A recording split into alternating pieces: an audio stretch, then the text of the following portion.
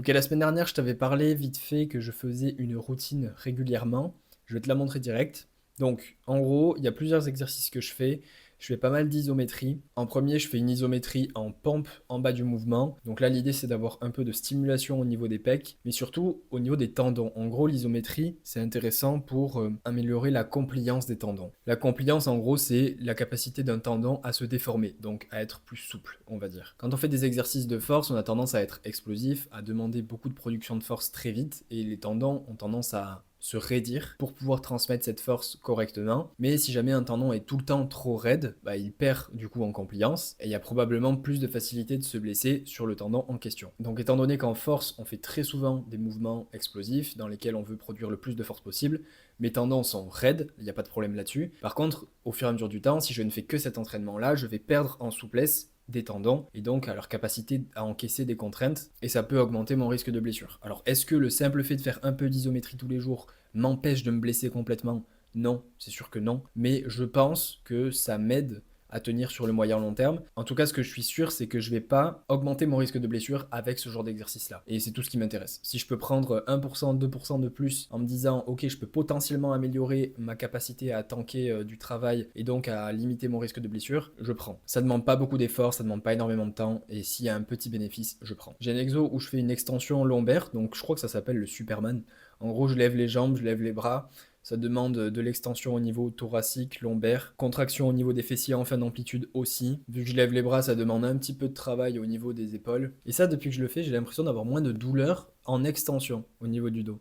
Donc le fait de faire de l'isométrie dans cette position en forçant un petit peu, ça permet un peu de me rassurer dans la position dans laquelle je suis et de me dire que finalement l'extension n'est pas problématique. Et quand je repars en extension dans mon quotidien, j'ai moins de douleur. Donc très cool. Après du Cossack squat, alors là, la jambe tendue, c'est l'adducteur qui travaille beaucoup en étirement. Et sur la jambe pliée, il y a adducteur aussi un petit peu, quadriceps, fessier. Donc c'est un mouvement assez complet. Ça fait plein de choses en même temps. Ça me permet d'avoir une espèce de rééducation au niveau du genou continue, donc avec le tendon rotulien qui me faisait mal. Donc je mets un peu d'isométrie dessus encore. L'adducteur, c'est un endroit qui a tendance à courbaturer assez vite dans mon cas. J'ai un squat assez large et j'ai un soulevé de terre sumo. J'ai pas de grosses douleurs d'adducteur, mais généralement c'est ce groupe musculaire là qui va prendre quand je vais beaucoup enchaîner de squats lourds. C'est pas vraiment les quads, c'est plutôt les adducteurs qui vont être courbaturés. Et donc pareil, si je peux mettre toutes les chances de mon côté pour qu'il soit suffisamment résilient, je prends. Ah, j'ai aussi en tête de faire une petite quête secondaire pour aller chercher un grand écart. On verra si je m'y mets sérieusement. Pour le moment, je m'y suis pas mis sérieusement,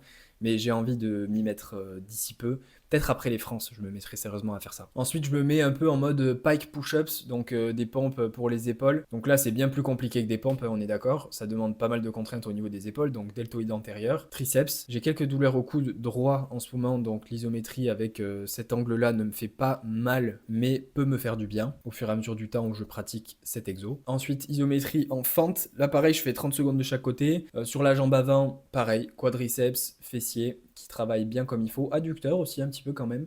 Et sur la jambe arrière qui est tendue quasiment, il y a les fléchisseurs de hanche qui sont étirés avec une charge, vu que je dois maintenir mon poids de corps dans cette position. Les fléchisseurs, ils sont très étirés et ils sont étirés sous de la charge. Donc, encore une fois, c'est intéressant. Ensuite, je fais 30 secondes suspendu sur le plateau que j'ai, le plateau d'escalade. Là, je fais surtout ça pour me préparer à un effort max juste après. Donc, d'abord, je fais ça. Ensuite, je fais un exo pour les mollets, le temps que mon grip récupère un petit peu. Pour les mollets, je fais de l'unilatéral. J'essaie d'aller le plus haut possible, le plus bas possible. Beaucoup de contrôle dans la descente, une pause en bas. J'essaie d'aller chercher plus loin en bas du mouvement en faisant comme si je relevais ma pointe de pied, donc en travaillant le tibial antérieur. Ça étire davantage le mollet, ça me permet d'aller dans une plus grande amplitude encore. Et je fais des reps comme ça pendant 30 secondes, une minute, selon comment je me sens. Pareil, j'avais des douleurs sous le pied droit à l'aponévrose. Ça fait 1 an et demi que j'avais des douleurs et j'ai plus eu mal une fois que je me suis fait éclater les orteils par la barre de terre en compétition. Je sais pas pourquoi, pendant 3 semaines j'ai dû marcher différemment et j'ai eu beaucoup moins de douleurs après ça. Et maintenant que mes orteils vont un peu mieux, j'ai encore mal d'ailleurs,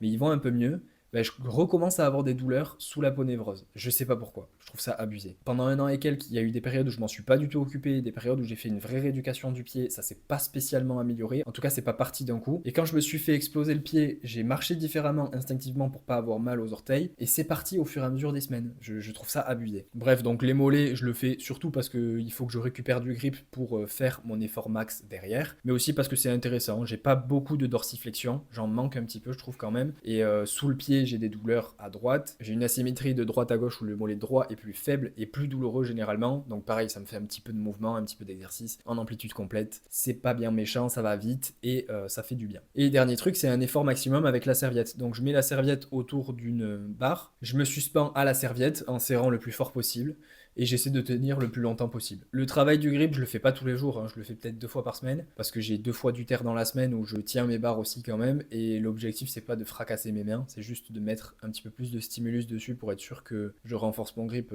continuellement. Et les autres exos par contre, il y en a que je fais tous les jours, il y en a que je fais pas tous les jours. J'essaie d'avoir au moins du Cossack squat tous les jours ou des fentes, pas forcément les deux tous les jours mais au moins un des deux. Les pompes aussi tous les jours, l'extension du bas du dos tous les jours, mais par exemple pike push-ups, je vais pas le faire tous les jours. Extension mollet pas forcément tous les jours, parce que je marche pas mal aussi quand même, je fais 8000 pas on va dire tous les jours. Donc il y a des choses que je fais tout le temps, d'autres non, et j'ai un petit équilibre qui me va bien, et en tout cas si je fais aucun exercice, ou alors si j'en fais plusieurs, je le sens vraiment que j'ai moins de douleur au quotidien. Le plus frappant ça reste le dos quand même, parce que quand je fais des fentes, donc dans une très grande amplitude, ou du Cossack squat, peu importe l'un des deux, et que je fais les extensions en isométrie là en mode Superman, là je me sens beaucoup mieux au niveau du dos, et c'est ça qui a tendance à pêcher quand même de mon côté, c'est-à-dire que je fais pas mal de squats, du terre, et le bas du dos c'est une zone qui ramasse pas mal en force, et en plus de ça bah, je taffe sur un bureau. Moi je fais des programmations, donc je suis sur l'ordi et je suis plutôt sédentaire en dehors de ma pratique sportive. Je vais marcher peut-être 2 fois dans la journée, donc ça fait 1 heure de balade, ce qui est déjà très bien honnêtement. Derrière je m'entraîne, mais c'est de l'entraînement en force, donc beaucoup dans le même axe, pas beaucoup de mouvements où on va avoir beaucoup d'amplitude au niveau de la colonne vertébrale, et donc ce genre d'exercice là ça me permet de tenir, on va dire au quotidien,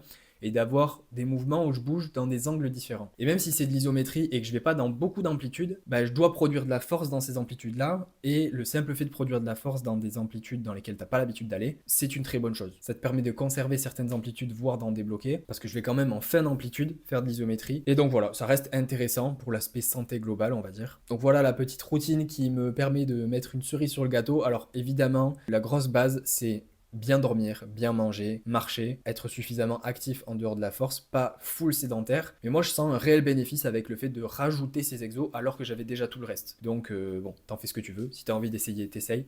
Mais moi, ça me fait du bien. Et du coup, je vais te parler un petit peu de ma dernière semaine d'entraînement. Je vais pas revenir sur chacun des jours parce que ça fait un petit peu redondant à chaque fois. Mais là, j'ai fait de bonnes perfs sur ce début de semaine. J'ai fait 215 x 5 au squat juste après avoir fait 200 x 5. Et j'ai fait 255 x 5 au terre en mix grip. Mon max en x5 c'est 270, mais c'est avec les sangles.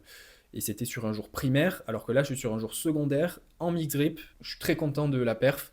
Encore une fois, du long hold à la fin de la série pour que je sois sûr de continuer de travailler mon grip. Vraiment très très content de la technique. Les back-off à 2,30 sont vraiment bien passés. Je me sens super à l'aise sur le soulevé de terre. Pas de douleur particulière au niveau du dos. Comme je t'ai dit, je pense que ma routine m'aide pas mal. Le lendemain de cette séance, j'avais quelques courbatures aux adducteurs à cause du squat et un peu au dos à cause du terre, mais pas de mauvaise douleur, tu vois, c'était vraiment des courbatures. Et surtout, ça fait une semaine que j'ai pas eu mal sur mes mouvements de compétition au genou. Et ça, c'est exceptionnel. Vraiment, c'est vraiment très très cool. Semaine dernière, j'ai fait 2,35 au squat, j'ai fait un 3x3 à 207,5. C'était assez dur, mais pas vraiment de douleur pendant la séance. Et sur le terre, c'était super dur aussi, 2,60 x 2. 2,47,5 2x4, mais pareil, pas vraiment de douleur, c'était cool en fait. J'étais vraiment limité par ma production de force et pas par mes douleurs. Et le bench dans l'ensemble qui se porte plutôt correctement. J'ai pas le meilleur niveau de forme sur le mouvement, mais c'est la première fois que je fais autant de travail avec autant de séries difficiles. Donc je trouve normal que j'ai pas encore mon meilleur niveau.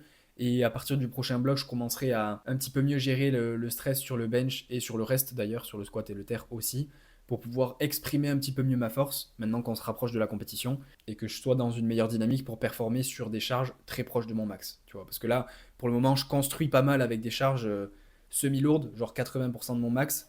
Je tape bien ce genre de charges sur pas mal de séries et tout, mais ça fatigue beaucoup, et ça te permet pas d'exprimer ton meilleur niveau de forme sur un single dans le même bloc, mais j'ai besoin de cette phase pour pouvoir l'exprimer plus tard. Donc là, il y a de la fatigue accumulée, je suis pas forcément hyper fort sur mes charges très très lourdes, mais je suis bon sur les formats semi-lourds, genre 80-85% du max. Donc c'est assez prometteur pour la suite, et bah, j'ai hâte de voir si ça va se traduire par de meilleures single. Donc voilà, c'est à peu près tout pour cette vidéo. Comme ça, tu connais ma petite routine. L'entraînement se passe plutôt bien. Au niveau des douleurs, j'ai juste en ce moment une petite douleur au coude. La douleur que j'avais à l'épaule la semaine dernière, elle a quasiment disparu parce que j'ai fait beaucoup d'exercices de rotation. J'ai fait ça à la salle avec un halter, chez moi avec un élastique un petit peu tous les matins. Donc beaucoup d'amélioration de ce côté-là. Juste le coude, je sais pas trop pourquoi maintenant. Ça me gêne vraiment sur les extensions triceps, mais pas sur le bench. Donc on va dire tant que sur le bench j'arrive à performer, je vais faire un petit peu la sourde oreille. Voilà, j'espère que tu auras aimé. Si tu as aimé, mets un j'aime, commente pour me dire ce que tu en as pensé. Je te dis à la prochaine. Reste positif. Peace.